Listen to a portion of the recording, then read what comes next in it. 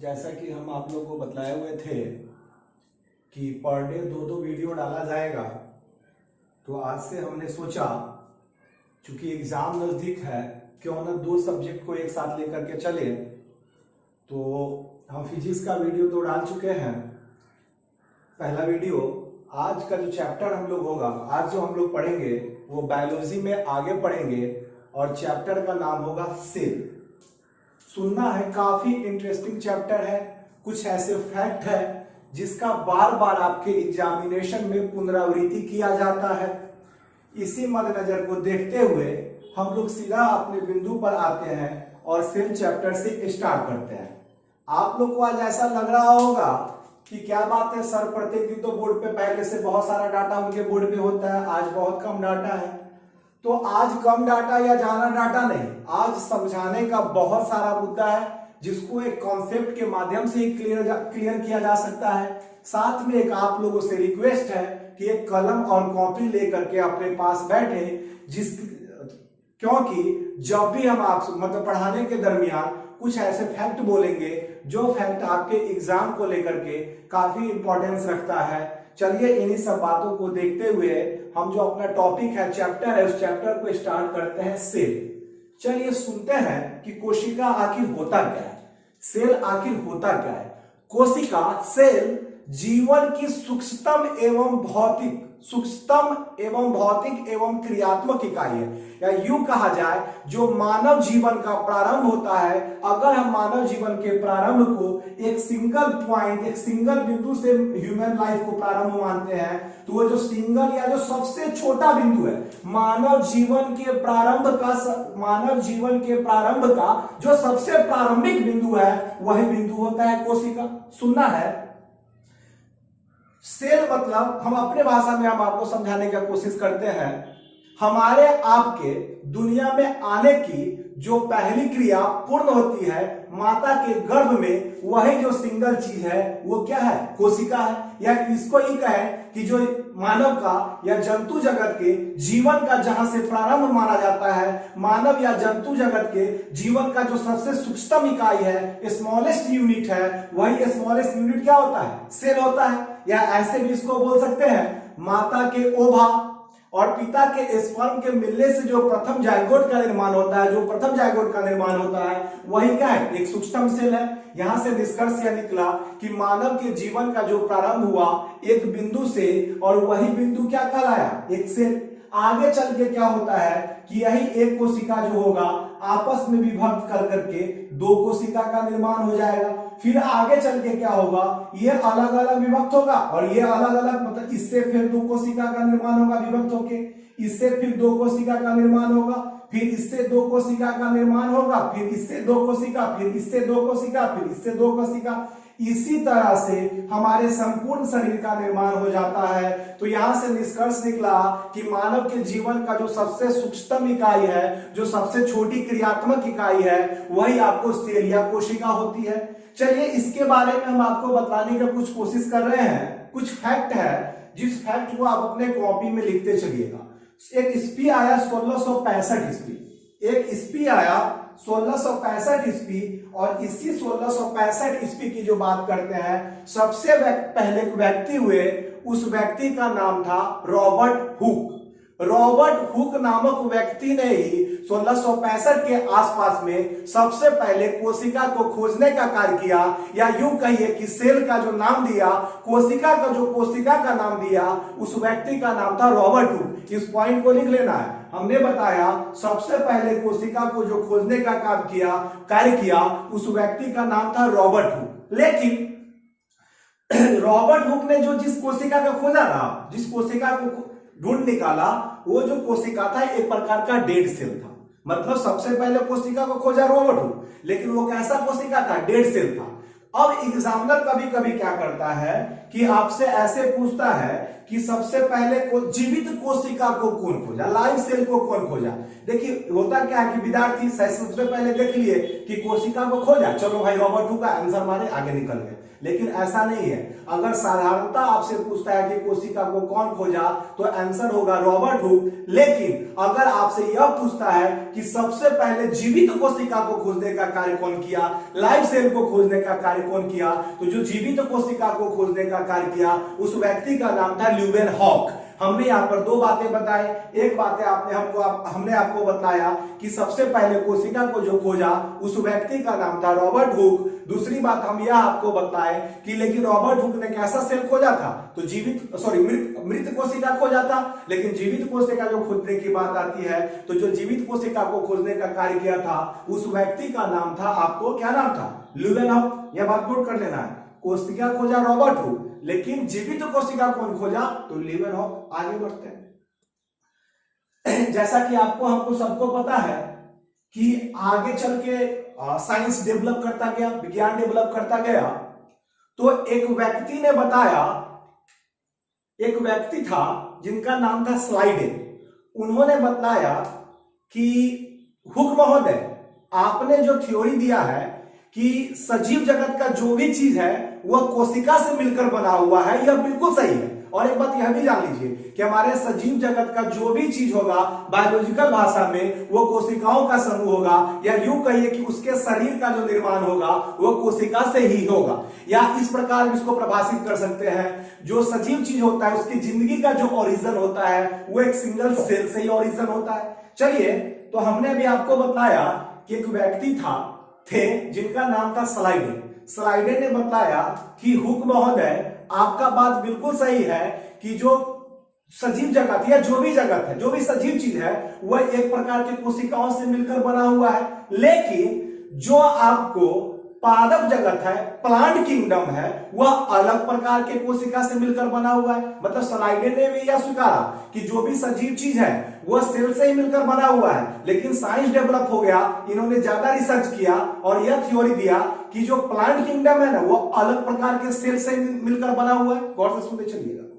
फिर उसी समकालीन वक्त में एक व्यक्ति थे जिस व्यक्ति का नाम था स्वान ने बताया कि स्लाइडेन महोदय और हुक महोदय, आप दोनों का बात सही है कि जो इस दुनिया का जो भी सजीव चीज है वह अलग प्रकार के कोशिका से मिलकर बना हुआ है। यह बात बिल्कुल सही है। लेकिन जो एनिमल किंगडम है वह अलग प्रकार के सेल से मिलकर बना हुआ है।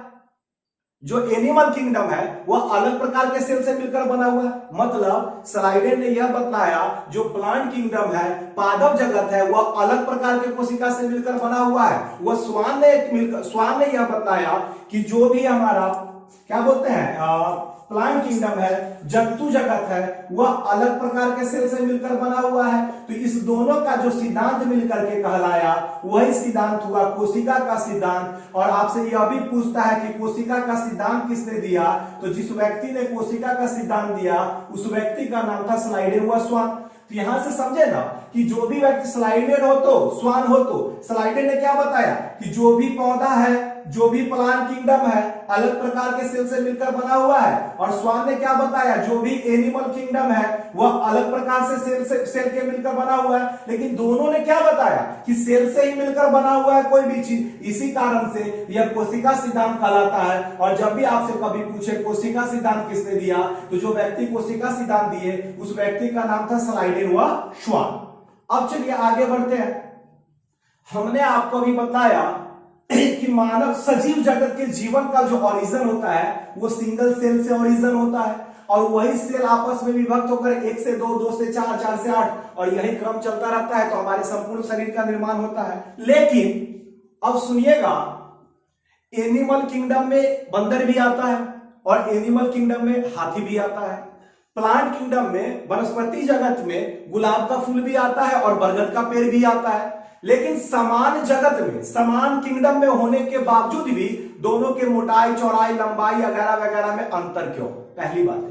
दूसरी बात है, आप भी अपने कक्षा में पढ़ते हैं तो देखते होइएगा, कुछ स्टूडेंट मोटे होते हैं, कुछ स्टूडेंट पतले होते हैं, कुछ स्टूडेंट लंबे होते हैं, कुछ स्टूडेंट नाटे होते हैं। भाई ऐसा क्यों? एक प्रकार के जगत में होने के बावजूद भी, एक जाति का होने के बावजूद भी, एक जाति से कहने का तात्पर्य हुआ यहां पर आने के बाद हम आप निर्मित किए हुआ नहीं, यह बायोलॉजिकल टर्म में एनिमल किंगडम का जो जाति और यह प्लांट किंगडम का जो जाति होता है उसके बारे में हम लोग बात कर रहे हैं। तो सुनिएगा कि जंतु या पौधा के शरीर का आकार, जंतु या पौधा के शरीर का आकार कोशिकाओं के संख्या के ऊपर निर्भर करती है। मतलब कोशिका का संख्या जितना ज्यादा होगा उसके शरीर का आकार उतना बड़ा होगा। एग्जाम्पल हमने आपको बताया, एक बंदर देख लीजिए एनिमल किंगडम का है, एक हाथी देख लीजिए एनिमल किंगडम का है, लेकिन दोनों के शरीर में कितना अंतर है, लंबाई चौड़ाई मोटाई ऊंचाई का कितना ज्यादा अंतर। तो अंतर क्यों है? यह अंतर है कोशिकाओं की संख्या के आधार पर निष्कर्ष निकलता है कि हाथी के शरीर में कोशिकाओं का संख्या ज्यादा है, नंबर ऑफ सेल का ज्यादा है, और बंदर के शरीर में नंबर ऑफ सेल का संख्या कम है। इसके कारण से बंदर छोटा या दुबला या पतला है और हाथी मोटा या लंबा या ऊंचा है। अब देखिए गुलाब के पौधा को ले लीजिए, वो भी प्लांट किंगडम के अंतर्गत आता है, या वनस्पति के पौधे क्या बोलते हैं, या वट का वृक्ष ले लीजिए, दोनों प्लांट किंगडम के अंदर आता है। लेकिन वट का जो वृक्ष होगा, पीपल का जो वृक्ष है वह बड़ा है। क्यों? क्योंकि उसमें कोशिकाओं की संख्या ज्यादा होगी, और जब भी कोशिकाओं की संख्या ज्यादा होगी तो उसके शरीर का आकार बड़ा होगा। इसी कारण से वट वृक्ष या पीपल का पेड़ बड़ा है, लेकिन उसके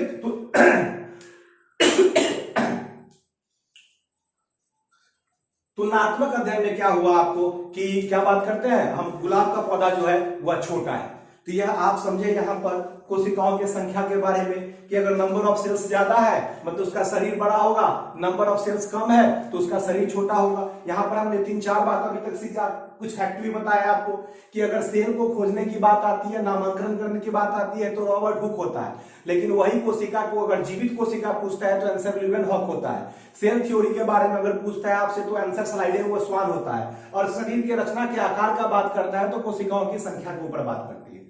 अब चलिए थोड़ा सा बात करते हैं हम लोग, कुछ फैक्ट है। मानव शरीर में जो सबसे बड़ा सेल होगा ना, ह्यूमन बॉडी में जो सबसे बड़ा सेल होगा, सबसे बड़ा सेल होगा, उस सेल का नाम है तंत्रिका कोशिका न्यूरॉन सेल्स। यह एक ऐसा फैक्ट है, कुछ लिखा हुआ है जो आपसे बराबर एग्जाम में पूछता रहता है। हमने बताया मानव शरीर में जो सबसे बड़ी जो कोशिका होगी वो कौन सा होगा, न्यूरॉन सेल होगा, तंत्रिका कोशिका होगा। लेकिन यही अगर पादप में पूछ देता है जो पादप में सबसे बड़ा सेल कौन सा है, तो पादप में सबसे बड़ा जो सेल होगा प्लास्टिडिया लवक होगा। चलिए हम देखते हैं, हम ये बात कर रहे हैं, हमने बताया कि मानव शरीर में जो सबसे बड़ा सेल होगा, कोशिका होगा, वह तंत्रिका कोशिका होगा, लेकिन पौधा में जो सबसे बड़ा सेल होगा वह क्या होगा, प्लास्टिडिया लवक होगा। अब एक बात जान लीजिएगा, जैसा कि आपको हमको सबको पता है कि अगर सबसे बड़ा कोशिका का नाम पूछता है ना, कोशिकाओं की संख्या मतलब हम बात करते हैं, अभी हमने बताया सेल के बारे में आपको कि सेल का संख्या जब ज्यादा होगा तो वो क्या होगा, आकार बड़ा होगा। लेकिन कुछ चीज ऐसे भी है जो एक कोशिकीय होते हैं, सिंगल सेलुलर होते हैं, मतलब उनका जो संपूर्ण शरीर है वह एक ही कोशिका से मिलकर बना हुआ है, मतलब उसके शरीर में सिर्फ एक सेल होता है, अमीबा एवं पैरामीशियम। नोट कर लीजिएगा, अमीबा एवं पैरामीशियम जो होता है वह एक कोशिकीय जीव होता है, वह अपने शरीर को जो कार्य करता है वह सिंगल सेल से ही एडजस्ट करता है। तो यहां पर नोट कर लेने वाला बात है कि अमीबा एवं पैरामीशियम दो ऐसा जंतु है जो एक कोशिकीय है। चलिए वह तो एक कोशिकीय हो गया।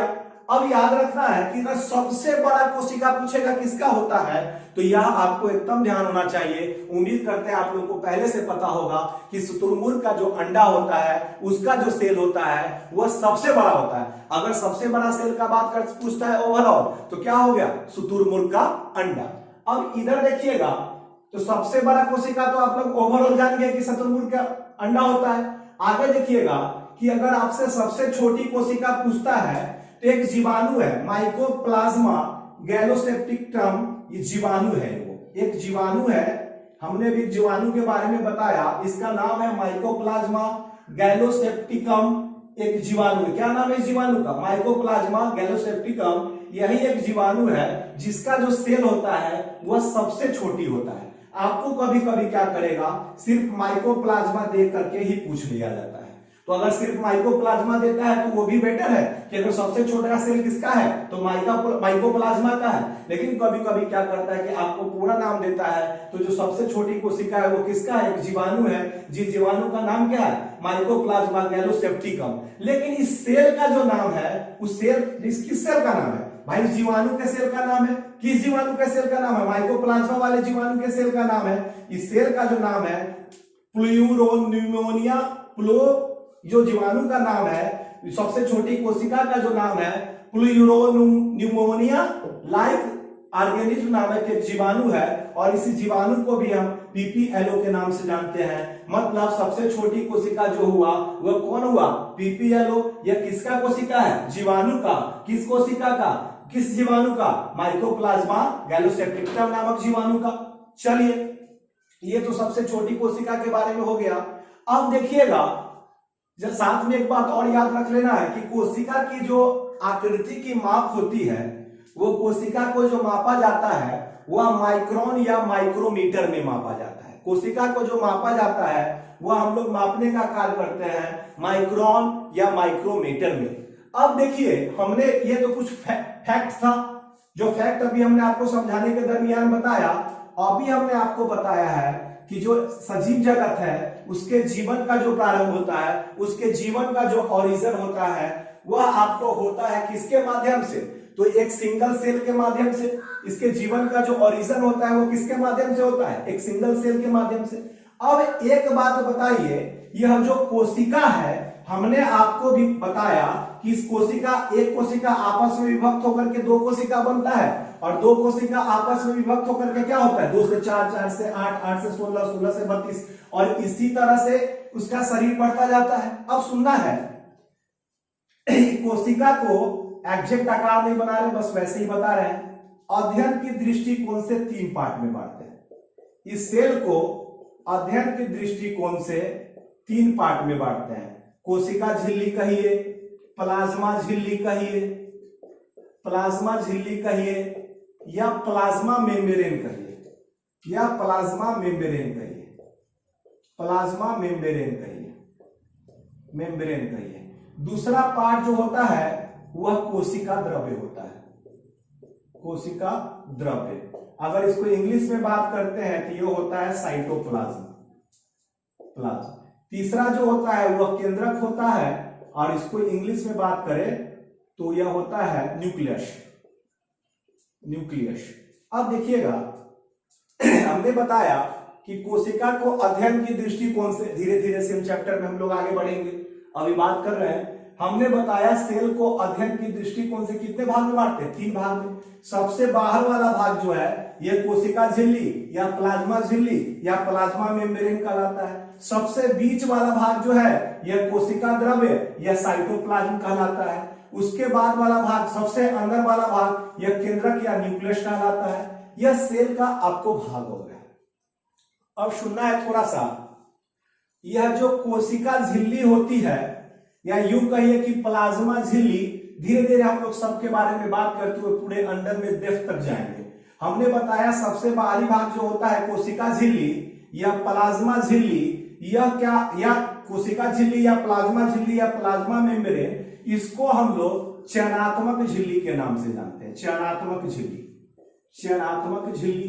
अब सुनना है, थोड़ा सा समझना है। हमने बताया सेल को अध्ययन की दृष्टिकोण से 3 पार्ट में बांटे। सबसे बाहर वाला जो भाग हुआ वह कोशिका झिल्ली या प्लाज्मा झिल्ली या प्लाज्मा मेम्ब्रेन। उसके बाद वाला भाग जो हुआ कोशिका द्रव्य या इंग्लिश में कहिए साइटोप्लाज्म। सबसे इंटरनल जो पार्ट हुआ वह केंद्रक या न्यूक्लियस। अब सुनिएगा, सबसे बाहरी भाग को हम लोग कोशिका झिल्ली को चयनात्मक झिल्ली या अर्धपारागीय झिल्ली के नाम से जानते हैं। बड़ा आसान है, हमने बताया, आपसे पूछता भी एग्जाम में कि कोशिका झिल्ली को क्या कहा जाता है, तो कोशिका झिल्ली को चयनात्मक या अर्धपारागीय झिल्ली के नाम से जानते हैं। ऐसा क्यों? एक एग्जाम्पल के थ्रू समझते हैं। जैसा कि आपको हमको पता है कि हमारा शरीर भी कोशिका से मिलकर बना हुआ है, मेरा शरीर भी, जो लोग वीडियो देख रहे हैं उनका शरीर भी, जो लोग नहीं देख रहे हैं उनका शरीर भी, मतलब सबका शरीर क्या है, आपको एक प्रकार के कोशिकाओं से मिलकर के बना हुआ है। अब सिंपल बात है, सेल से मिलकर बना हुआ है तो प्रत्येक ह्यूमन बॉडी में, प्रत्येक एनिमल किंगडम में वो एक्सटर्नल पार्ट जो होगा वो क्या होगा, कोशिका झिल्ली होगा। अब यह कोशिका, एनिमल किंगडम की बात कर, अभी प्लांट में नहीं जा रहे हैं। अभी कोशिका झिल्ली को हमने क्या बताया कि चयनात्मक या अर्धपरागीय झिल्ली बोलते हैं। मतलब सुनिएगा, जब कभी हम गर्मी में अपने शरीर के ऊपर जल डालने का कार्य करते हैं तो ठंडक महसूस होती है। मतलब कुछ ना कुछ भाग जल का ही क्यों ना हो, हमारे शरीर के अंदर भी प्रवेश करता है। सुनते चलिएगा। दूसरी बात, गर्मी के दिनों में क्या होता है कि हमारे शरीर के अंदर से आपको क्या होता है कि पसीना बाहर आता है। मतलब कुछ चीज हमारे शरीर के अंदर प्रवेश कर सकता है बाहर से, और कुछ चीज हमारे शरीर के अंदर से बाहर आ सकता है। ठीक इसके उल्टा बताइए, क्या अगर बालू को हम अपने हाथ पे या अपने शरीर पे डालें तो वो अंदर जाएगा? नहीं जाएगा। मतलब हमारे कोशिका का जो ऊपर वाला आवरण है, जिसको कोशिका झिल्ली या प्लाज्मा झिल्ली या प्लाज्मा मेम्ब्रेन कहते हैं, यह कुछ चीजों को शरीर में जाने देता है और कुछ चीज को शरीर में नहीं जाने देता है। दूसरी बात, अभी हमने आपको बताया कि शरीर के अंदर से पसीना तो बाहर आ जाता है, देख रहे हो पसीना अभी भी निकल रहा है, पसीना तो बाहर आ जाता है। अब एक बात बताइए, क्या बिना कटे ब्लड बाहर आएगा? मतलब यह बाहर वाला जो पार्ट है वह कुछ चीज को तो बाहर आने देता है, कुछ चीज को बाहर नहीं आने देता है। निष्कर्ष, हमारे जो सेल का सबसे बाहर भाग है कोशिका झिल्ली या प्लाज्मा झिल्ली, यह चयन करता है कि हमारे बॉडी में किसको प्रवेश करने दिया जाए और किसको प्रवेश नहीं करने दिया जाए। या हमारे कोशिका का जो सबसे बाहरी भाग है कोशिका झिल्ली या प्लाज्मा झिल्ली, यह चयन करता है कि शरीर के अंदर से किसको बाहर आने दिया जाए और किसको बाहर नहीं आने दिया जाए। और इसी चयन करने के गुण के कारण कोशिका झिल्ली या प्लाज्मा झिल्ली को या प्लाज्मा मेम्ब्रेन को हम लोग चयनात्मक झिल्ली या अर्धपराग झिल्ली के नाम से जानते हैं। यह हमने आपको लॉजिक दिया, आपको मस्तिष्क में क्या रखना है कि बाहर वाला पार्ट कोशिका झिल्ली या प्लाज्मा झिल्ली को हम लोग क्या बोलते हैं? चयनात्मक झिल्ली के नाम से जानते हैं। चलिए आगे बढ़ते हैं थोड़ा सा। अब एक चीज आप लोग जान रही कि अगर यह एक कोशिका है, एक से विभक्त होकर के दो हुआ, दो से विभक्त होकर के चार हुआ, चार से आठ, मतलब यह सेल क्या कर रहा है कि कोई ना कोई तो कार्य कर रहा है। और जब सेल कोई कार्य कर रहा है, जिस तरह हम अपने जीवन को चलाने के लिए कार्य करते हैं, मतलब श्वसन करते हैं, भोजन करते हैं, पाचन करते हैं, उत्सर्जन करते हैं, और अपने प्रकार के जात को बनाने के लिए अपने समुदाय के लोगों को वंश बढ़ाने के लिए प्रजनन का क्रिया भी किया जाता है। तो मतलब यह सारे क्रिया जब हम लोग को करने के लिए अलग अलग प्रकार के ऑर्गन की आवश्यकता है, जैसे खाना चिबाने के लिए मुंह है, सांस लेने के लिए नाक है, या विभिन्न प्रकार की क्रिया करने के लिए हमारे शरीर में अलग अलग प्रकार का ऑर्गन है, अलग अलग प्रकार का अंग है। तो ठीक उसी तरह एक कोशिका को भी कार्य करने के लिए इसके शरीर में भी अलग अलग प्रकार का ऑर्गन होगा, अलग अलग प्रकार का अंग होगा। तो इसी के क्रम में हम जो पढ़े हैं सेल को अध्ययन के दृष्टिकोण से, वह तीन पार्ट में बांटे हैं। वो कौन कौन सा हो गया? सबसे बाहर वाला भाग कोशिका झिल्ली, बीच वाला कोशिका द्रव या साइटोप्लाज्म, और सबसे इंटरनल जो हुआ सो न्यूक्लियस हुआ। अब सुनिएगा, जिस तरह हम जो श्वसन, पोषण, पाचन, उत्सर्जन या वगैरह वगैरह करते हैं, उस सब कार्य को करने के लिए सेल का भी ऑर्गन चाहिए। तो जितना भी कोशिकांग होगा ना, जितना भी कोशिका का ऑर्गन होगा जो उसको जिंदा रखने के लिए फंक्शन करता है, जैसे हमारे शरीर को जिंदा रखने के लिए जो जो फंक्शन होता है, श्वसन, पोषण, पाचन, उत्सर्जन एक्सेट्रा, वह सारी क्रिया का जो प्रारंभ होता है वह कोशिका द्रव में पाए जाने वाले ऑर्गन के माध्यम से। जैसा कि कुछ आप नाम से अवगत होंगे, माइटोकॉन्ड्रिया, लाइसोसोम, राइबोसोम, अंतःपर्दवी जालिका, यह जो भी ऑर्गन की बात करते हैं, सारा का सारा ऑर्गन कहां पर होता है? कोशिका द्रव में। इस सब ऑर्गन के बारे में हम लोग धीरे धीरे आगे पढ़ेंगे। अब थोड़ा सा इसका हल्का इंट्रो हो गया, इसका हल्का इंट्रो हो गया, अब इसका हल्का इंट्रो हो गया। तो भाई केंद्रक न्यूक्लियस में एक वो इंट्रो काफी है। हमारे आप में जो बाबू का कुछ गुण डेवलप होता है, हमारे आप में जो फादर का कुछ गुण डेवलप होता है, या यूं कहिए आप हम देखते होइएगा कि आपका और हमारा अपने फादर से कोई ना कोई गुण जो टैली करता है, या यूं कहिए जो वंशानुगत का जो ट्रांसफॉर्मेशन होता है, ट्रांसफर होता है, वंशानुगत के गुण का जो ट्रांसफर होता है, वो केंद्रक के कारण, न्यूक्लियस के कारण, देहाती भाषा में कहिए बाबू का गुण जो बच्चा में डेवलप होता है, इसी न्यूक्लियस के कारण, केंद्रक के कारण। तो यह भी आपको पता है कि बाबू का गुण बच्चा में डेवलप होता है किसके कारण से? डीएनए के कारण से, जीन के कारण से, क्रोमोसोम के कारण से। तो यह सारा चीज कहां पर होगा? केंद्रक में होगा। आज के वीडियो के कक्षा के माध्यम से हम लोग यहीं पर रुकेंगे। विशेष बात जो हम लोग होगा, कल सेल के पार्ट, मतलब अगली वीडियो में क्या करेंगे, माइटोकॉन्ड्रिया, लाइसोसोम वगैरह वगैरह के माध्यम से हम लोग पढ़ेंगे। विशेष मिलते हैं कल।